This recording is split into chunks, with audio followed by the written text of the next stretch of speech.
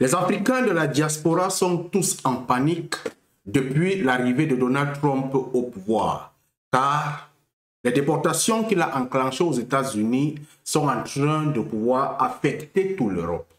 L'Allemagne vient de prendre de nouvelles décisions, ça va suivre en France, ça va suivre en Angleterre, ça va suivre au point où on risque même de commencer à retirer les passeports de ces pays à beaucoup d'étrangers. La question qui se pose, pourquoi est-ce que les Africains sont surpris? La deuxième question, qu'est-ce qui explique véritablement cette décision européenne aujourd'hui à commencer à déporter les gens qui les servaient ou sinon les gens qui travaillent pour eux? C'est la question qu'on va répondre dans cette vidéo. Habituellement, je dis aux gens que les esclaves n'ont jamais lutté pour pouvoir avoir leur liberté. Gardez-le, les esclaves n'ont jamais lutté pour pouvoir avoir leur liberté. C'est une fausse histoire qu'on nous a racontée. Car lorsqu'on regarde les choses, les Européens n'avaient plus besoin des esclaves. Les Américains n'avaient plus besoin des esclaves. Et c'est la même histoire similaire qui commence à revenir en cette année 2025. Lorsque l'Europe découvre le moteur à vapeur, ou sinon le moteur à explosion, ils ont commencé à s'apprêter pour commencer à libérer les hommes qui ne servaient plus absolument à rien. Qu'est-ce que les Européens faisaient? Ils allaient en Afrique, ils arrêtaient les gens par force pour pouvoir les ramener en Europe afin de faire les travaux forcés. Ces travaux forcés, c'était pourquoi? C'était pour pouvoir creuser les routes, creuser le chemin de fer, faire les travaux les plus durs, les travaux les plus rudes. Alors, les Européens, pendant ce temps, puisque les esclaves étaient têtus, étaient en train de travailler pour pouvoir découvrir quelque chose qui va leur faciliter le travail. C'est ainsi qu'ils vont découvrir le moteur à explosion, ou appelons-le le moteur à vapeur. La révolution industrielle. La révolution industrielle a commencé au XVIIIe siècle, avec des inventions majeures comme la machine à vapeur de Watt. Cela a permis la production en masse, transformant les sociétés rurales en sociétés industrielles. Les usines ont commencé à produire des biens plus rapidement, mais aussi à créer des conditions de travail difficiles. Lorsqu'ils découvrent le moteur à vapeur, ils savent déjà qu'ils ont quelque chose avec lequel ils peuvent fabriquer des caterpillars, ils peuvent fabriquer des locomotives, ils peuvent fabriquer des choses qui peuvent faire véritablement les travaux les plus durs. À ce moment, ils commencent à découvrir qu'ils ont des gens et des bouches à nourrir qui ne servent absolument à rien. Alors, que faire? Ils vont faire comme s'ils vont les libérer. Ils vont créer une fausse libération des esclaves et ils vont écrire ça dans les journaux partout que non, les esclaves ont lutté, on les a libérés. Pourquoi? Parce que les esclaves n'aimaient pas le travail qu'ils faisaient, mais tout du moins, ils étaient là et ils étaient déjà peut-être un peu à l'aise, ils se sentaient à l'aise parce qu'ils faisaient des enfants à un certain niveau. Donc, on décide donc d'arrêter de continuer à d'exploiter les esclaves. C'est la même histoire qui se passe aujourd'hui parce qu'à ce moment, nous étions à l'ère de la révolution industrielle, l'heure du moteur à explosion. Aujourd'hui, nous sommes entrés à la phase des robots, l'ère de, je vais dire, de l'intelligence artificielle.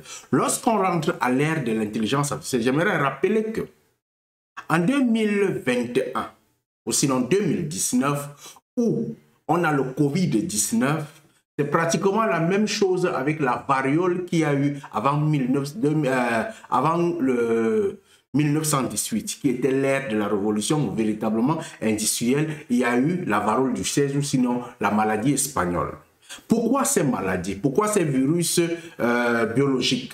Tout simplement parce qu'avec ces virus biologiques, les manipulateurs, les dirigeants du monde testent la capacité de réflexion des humains et savoir s'ils sont capables de contrôler ces humains et se donner une certaine direction.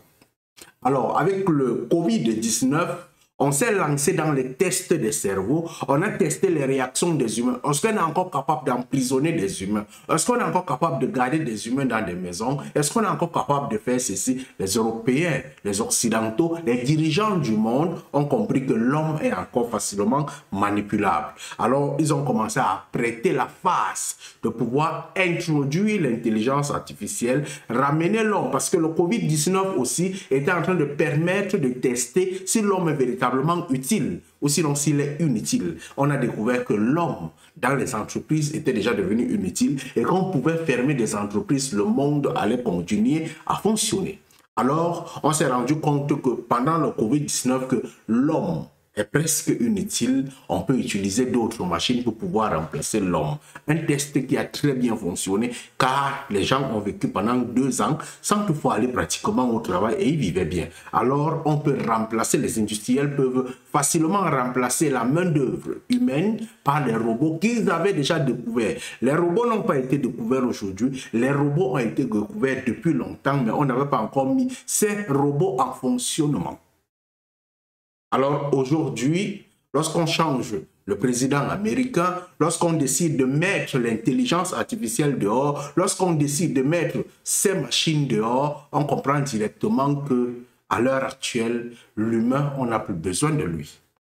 Qu'est-ce qu'il faut faire? Puisque pour pouvoir avoir cette main-d'œuvre gratuite, qu'est-ce qu'il faisait? Parce que là aussi, il faut préciser que les Africains qui sont venus en Europe sont d'autres. Ils sont dans une autre forme d'esclavage qu'on n'explique pas, qu'on n'accepte pas. Mais nous-mêmes, nous savons que nous sommes des esclaves. Et pour pouvoir avoir ces esclaves, cette main-d'œuvre gratuite, presque gratuite, pourquoi? Parce que les Européens ne sont pas bêtes. On va vous parler de travail en Europe, en Allemagne, en ceci, mais c'est que ce travail-là est coordonné et contrôlé. Un travail d'exploitation. D'exploitation comment? Parce qu'ils ont mis des firmes derrière qui font en sorte que tous ces gens qui viennent par des vagues migratoires, ils vont venir travailler derrière des firmes, on ne les signe pas les contrats permanents et ceci et cela. Si tu ne passes pas en formation, on ne va pas te faire ceci. Ils créent des choses comme ça, mais ils savent qu'ils peuvent exploiter ces gens en passant par des firmes qui sont leurs représentations. Et on va appeler ces travaux, vous connaissez le nom, mettez en commentaire. Mais ce sont des travaux, on ne fait pas en permanence. Tu peux être là aujourd'hui, on te prend aussi aujourd'hui, tu travailles, demain tu travailles ailleurs, après demain tu travailles ailleurs. Alors, les Européens, on a compris que derrière, des Européens, pour avoir dans la main-d'œuvre gratuite, au lieu de venir encore en Afrique, venir taper les gens, arracher ceci, ils ont mis la bonne vie devant, la bonne vie que nos esclaves, nos parents esclaves avaient déjà créée. Ils ont mis ça devant et ils sont venus en Afrique créer des guerres. Lorsqu'ils créent des guerres, nos parents reviennent encore par la Méditerranée, nos frères et sœurs reviennent encore par la Méditerranée. Là, à ce moment, pour venir faire quoi? Pour venir chercher la bonne vie. Mais dans cette bonne vie, on va les piéger avec des firmes qui ne signent pas de contrat. Ils vont travailler totalement gratuitement. Aujourd'hui, l'Europe a compris que cette main-d'œuvre n'est plus utile. Mais on ne peut pas demander aux gens de rentrer comme ça. On ne peut pas demander aux gens, rentrez chez vous, on n'a plus besoin de vous. Parce que l'intelligence artificielle est là, parce que les robots sont là, parce qu'Amazon n'a plus besoin de vous. Vous devenez des gens qui sont totalement inutiles. Qu'est-ce qu'on va faire? On va rentrer dans la modification des lois.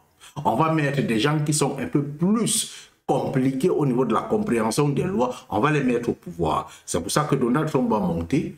Bon, lui, il est un républicain, ce qui veut dire qu'il protège son pays, il protège le territoire. Dans sa stratégie, il va revenir et dire qu'il va déporter des gens. Mais quels sont les types de gens qu'on déporte? On déporte des gens qui ne sont presque pas utiles dans ces pays. Mais la main-d'œuvre professionnelle est conservée. Les gens qui étaient des ouvriers, on va commencer à créer des problèmes, trouver des stratégies pour pouvoir leur faire rentrer. À la fin de cette histoire que j'ai rencontrée aussi longue, j'aimerais vous interpeller, frères africains. Ça vient de commencer. Puisque les robots sont dehors et qui vont remplacer des humains, sachez qu'on n'a plus besoin des esclaves de la ville. Il faut forcément faire rentrer ces esclaves. Et comment faire rentrer ces esclaves? Il faut créer des problèmes, mettre les nouvelles lois en place. C'est pour ça que l'Allemagne, forcément, va commencer à déporter.